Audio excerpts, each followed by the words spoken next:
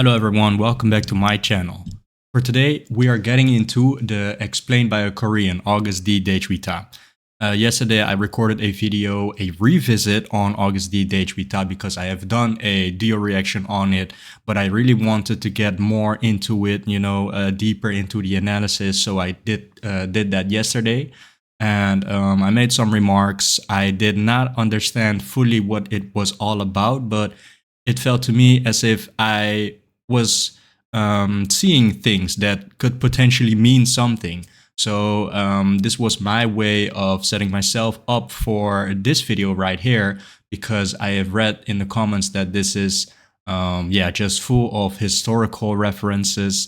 And it might be good to see this from a Korean's perspective, because me as a Westerner may have missed a lot of things. So yeah, in order for me to fully understand the Power Trilogy, Daechwita, Haegeum, and Amygdala, we are now watching the DKDK TV explanation video by a Korean.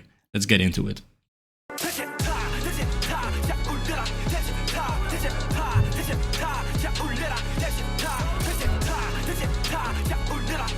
Suga has delivered another hard-hitting mixtape titled D2. The first Agust D album, released in 2016, focused on the tough times Suga faced when he was a teenager.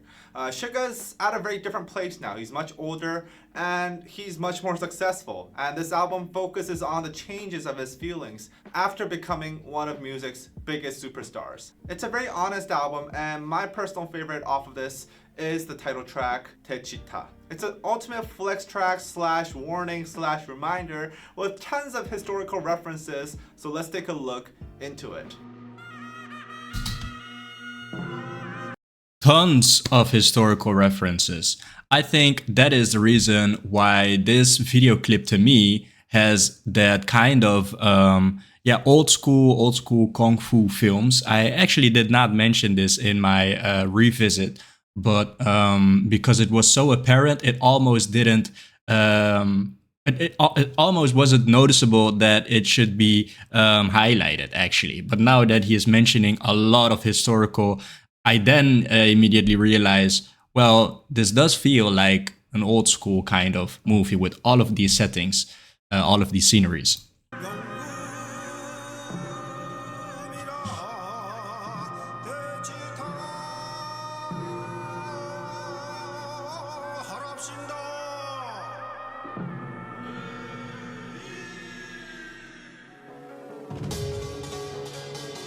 Yeah. Oh.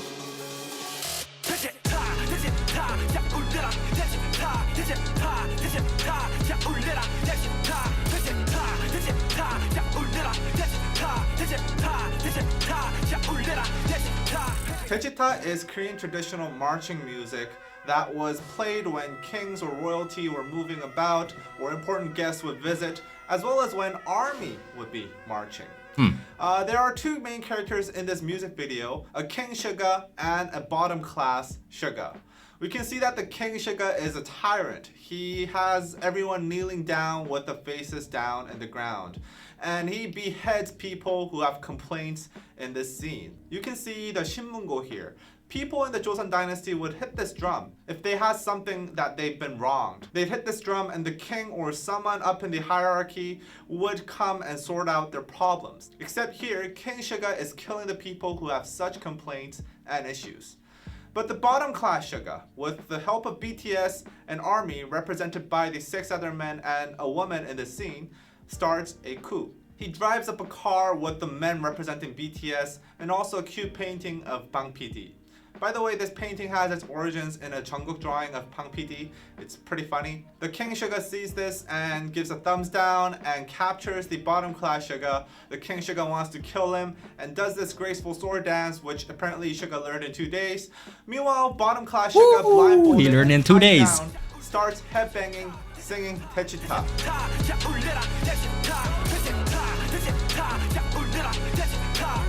I have to say, guys, that this was extremely clean. I thought this was a very cinematic experience, purely for the fact that he is executing it so well, and especially this shot I really love. Days. Woo, yeah, yeah, badass, guys. Meanwhile, bottom class Suga, blindfolded and tied down, starts headbanging, singing Daechwita.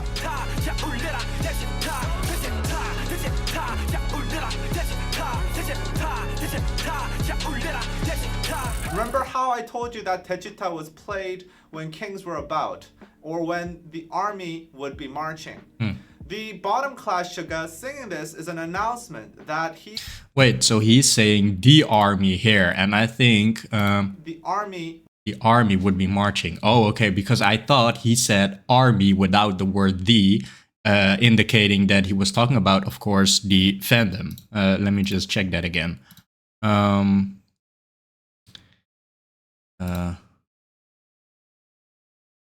Daechwita is Korean traditional marching music that was played when kings or royalty were moving about, or important guests would visit, as well as when army would... Okay, so he does say when army would be marching. So when I look at this, and I'm still fairly new, right? I was really thinking, oh, so they use marching music, traditional marching music for army, right? The fandom army, when they would be marching. And I don't know how huge army is, right? And how huge the influence that BTS has on the world.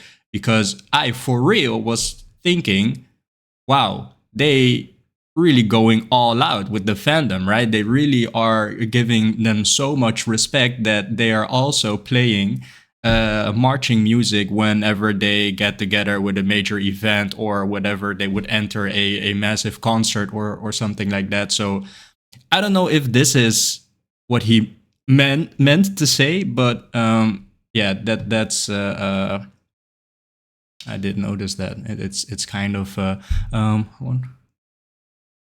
yeah, I don't know, maybe a bit confusing, because that's how it is supposed to be, right? When you're talking about army, you're talking about the fandom, and when you're talking about the army, then of course it's not talking about the fandom, and it's referencing, you know, soldiers in the army.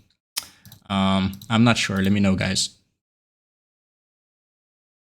Okay. Or when the army would be marching. The bottom class Suga singing this is an announcement that probably it was a mistake on his side, and he should have said the as well in the first part. But I'm not sure, guys. I am not sure. I don't mean to tell everyone how it is, because obviously I'm here to learn. That he is actually the real king. He feels like he's the king. The people under the king, the very ones that were kneeling to him in the beginning, are now joining Suga, headbanging with him. This Daechwita is also for them. These kneeling people are armies marching together with the bottom class Suga. At the end, the executioner who was supposed to take down the bottom class Suga actually frees him and gives him a gun. Bottom class Suga grabs this and shoots the king. I think the MV and the song is a metaphor for BTS and ARMY taking down the existing system and the ruling forces of the industry. The King Suga represents the system, the existing system, the few powerful companies that had control over the industry before BTS came to the scene. Bottom class Suga is Suga himself in a small company with basically nothing, as if he was born into a bottom class, and winning the people over, eventually taking down the king with BTS and armies. Okay, I think this is a very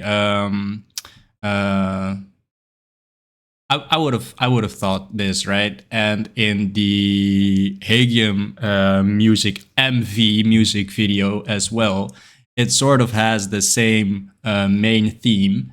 And now that he is mentioning it like this, of course, he starts his sentences with his analysis with the words "I think," which is already an indicator of it being just his opinion forming, and he is sharing his ideas with us. But I think this is pretty close to the truth that many people would see in this video clip. I think Suga picked the perfect motif to convey his message. And if you look at the historical references, you'll be more amazed. All right, let's get into the historical references.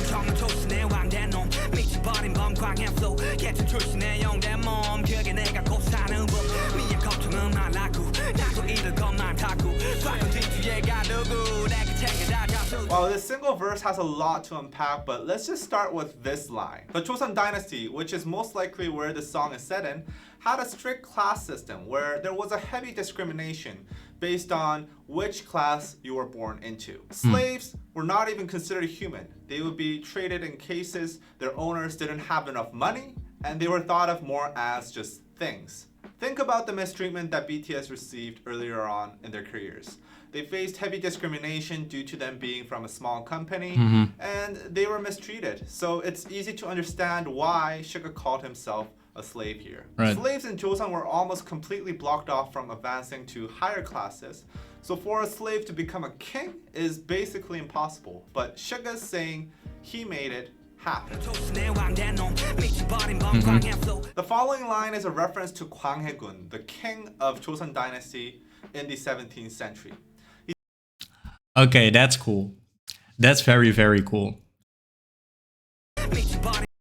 Berserk Tiger Gwanghae flow. And then to see that it really is the Gwanghae is the king. The following line is a reference to Kwanghae-gun, the king Yo, that's badass, man. I love it. of Joseon dynasty in the 17th century. He developed paranoia while in power and notoriously became violent and reckless. Hence the line, Berserk Tiger Kwanghae flow. Let's go, man. But I think there are more reasons Suga referenced Kwanghae in the lyrics, Okay. especially if you consider what his life was like. Kwanghae-gun had a very roller coaster of a life. Originally, he was a war hero, defending Joseon against the Japanese invasion of 1592, one of the biggest wars in Korean history. His father, who was then king, had fled when the war broke out, and the 18-year-old Prince Kwanghae led Joseon troops in the battlefield. Rarely at this time did kings or to-be kings go out into the battlefield themselves. So Kwanghae, fighting with the people, won their hearts over, and there were movements to throne him as the king instead of his father. The father felt threatened by this, so he made a lot of political efforts to stop Kwanghae from gaining influence. Eventually, Kwanghae became stuck between two large political powers, and this struggle eventually made Kwanghae go paranoid and become violent and reckless. Ultimately, he was dethroned after a coup. I think Suga somewhat relates to Kwanghae as he himself had been through a tough adolescence, having to go out into the battlefield at an early age, just like Kwanghae did. He was an idol with no money, from a small company stuck in an industry dominated by big corporations. When Suga started winning battles and gaining power, he must felt a lot of efforts from the existing big powers to keep him away from the throne, like what Kwanghae experienced from his father when the people wanted him to become the king. Okay. So this is super interesting, right? It feels like I am just in a history class, but I do feel like explained by a Korean. I hope to still see that kind of element, that kind of contribution in this video clip of, or in this informational clip, because yeah, it just feels to me as if he was looking up the names and he was just doing his research and then telling us what he found, and then based off of that, showing the connections that he made himself, possible connections, showcasing possible connections, and I think that's good, right? I just wish there was a moment, and maybe there is, so this is me reaching out to you guys again, that there was some way to confirm that this is just really the intention, right? Because there are now claims saying Suga is such a genius, and what is DK TV? I don't know what his name is.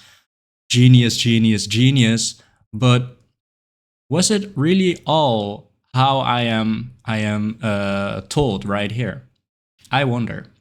But it is very interesting. It really, to me, feels like very valuable information.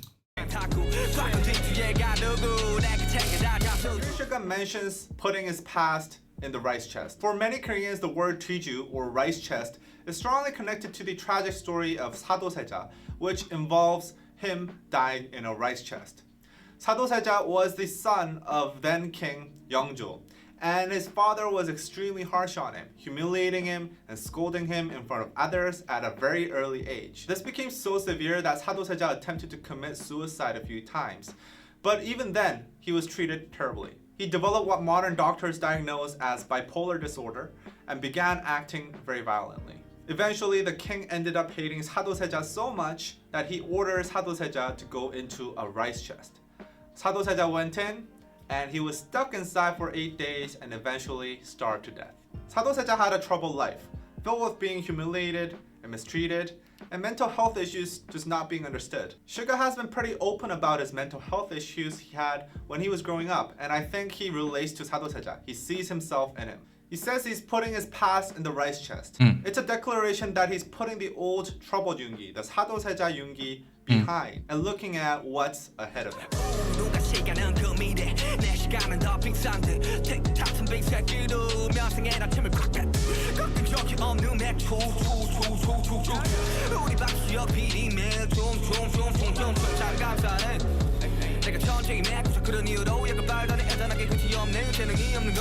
In the second verse, Suga focuses more on how he's now on the throne and he's better than everybody else. Suga directly name drops Bang PD and also takes a shot at other artists who do drugs thinking that they write better. Oh, Bang PD. Oh man. So that is a specific. It's an artist, Bang PD.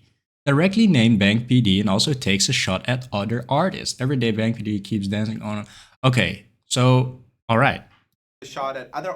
Right. That was something that I wasn't sure about because I did not know this name, so I filled it in and I said maybe PD stands for police department. I don't know, guys, but now I see that it is an artist, and most likely the popping pills that he is using, the popping pill line, he used twice.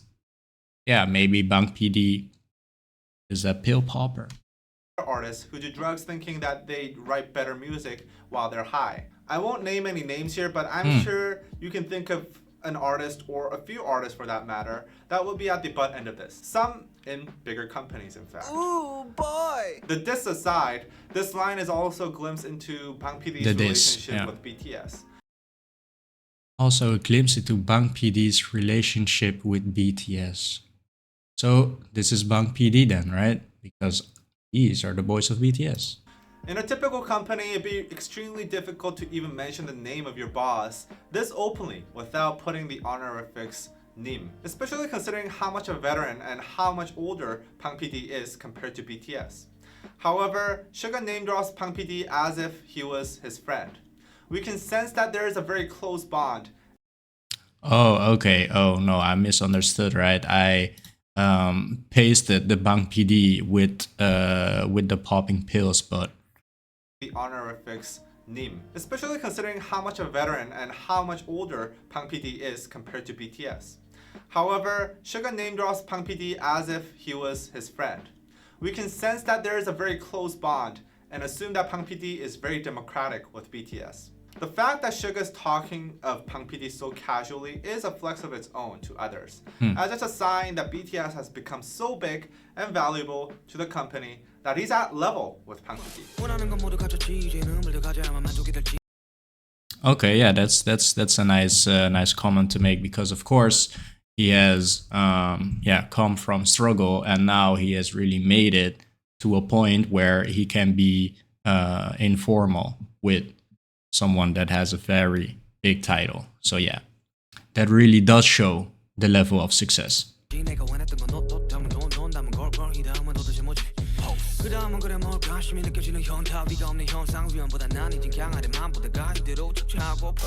this is an interesting bit. Here Suga uses the Korean word hyunta. I did not see that actually in the first 2 watches. Hyunta is an interesting Korean slang that is used all around the internet. Directly translated as wise man's time, it is a word to describe the feeling you get right after you've ejaculated, yes, ejaculated, and you feel no more sexual urges and you have a moment of clarity in your brain. You feel still, present, and sometimes disappointed that the short moment of satisfaction was all you got and you worked so hard for it. This slang originated from Japan, but it has become Post nut clarity, guys. But let's see. During a wise man's time, I don't know. I feel what's next? I feel extreme hyunta. There's nowhere higher. Okay, yeah. Sexual urges, you work so hard for it. This slang originated from Japan, but it has become a staple in Korean everyday language, and it is widely used in everyday life outside of sexual situations. Okay. Usually in situations when you finally got what you dearly wanted and you wonder, that was it? Suga's saying he's feeling extreme hyunta because he has it all. He has money, he has clothes, he has everything he ever wanted, and there's nothing, no one above him. While this could be considered a small cry for help, I think within the context of this song, it's more of a hard flex. He's saying, others can only dream of what I have, but now I got everything and I feel bored and disappointed. But you won't know how I feel because you never had any of this.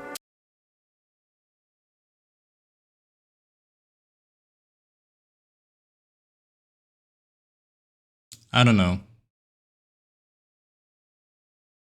Of course, we are all welcome to interpret the meaning of this line right here, and that is why I say, if only there was a moment of Jungi, right, of August D, just giving us a rough intention, explanation, or whatever, so we can all put it down to rest and then say, collectively say, this is what it means, and we have nothing else to do but agree because the source himself said so. But this, honestly, guys, I think because of this moment right here, I don't know. Well, first of all, I did not see the word hyunta, and I almost want to check back to the music video and turn on the captions to see if it was even there at to begin with. But yeah, I did interpret this especially this whole sentence, because here he says, yeah, what's next? And if I remember correctly, he says that he doesn't want to go higher anymore, and he just wants to be set foot on the ground again. And I thought that was a beautiful message in itself, but I'm not seeing it here. It almost feels like he's changed the sentence here. But yeah, as I said, guys, everyone is welcome to offer their own interpretation, and this is his interpretation, right? Oh, I only looked up and now I want to look down and put my feet on the ground. Okay, I'm focusing more on this part, and maybe he is focusing more on the first part. But this, to me, as I said in my previous video, right, just wants to stay grounded. Maybe it is what is that saying? Now, not flying too close to the sun, but when you have it all, you gain more space in your head to really see what deserves your priority. And I think when you reach this level of success, it then becomes interesting again to just stay true to yourself, right? That's roughly what I thought this was about. Now this is an interesting bit. Here Suga used feel no more sexual urge, and you were, that was it? This could be considered a small cry for help. I think within the context of this song, it's more of a hard flex. He's saying, others can only dream of what I have, but now I got everything and I feel bored and disappointed. But you won't know how I feel because you never had any of this.